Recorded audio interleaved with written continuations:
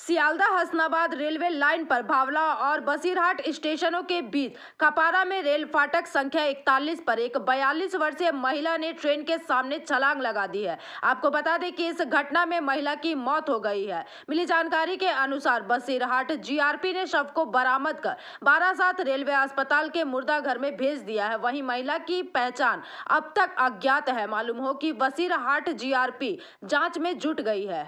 কি দেখলাম তো একটা লাশ পড়ে আছে। মানে উনি কি মানে ট্রেন কোন দিকে যাচ্ছিল?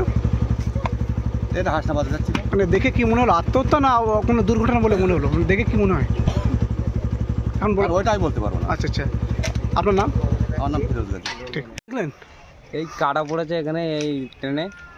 হ্যাঁ, ওই হাসানাবাদ যাওয়ার ট্রেনে।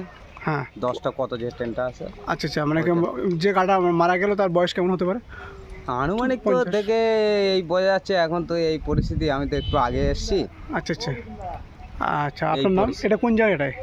এটা হচ্ছে তোমার বসিরহাট স্টেশন। বসিরহাট স্টেশন। আপনার নাম?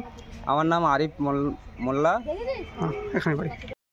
Bureau report PVTV news. नियमित अपडेट एवं दुनिया भर की ताज़ा खबरों के लिए हमारे फेसबुक पेज को फॉलो एवं यूट्यूब चैनल को सब्सक्राइब करें।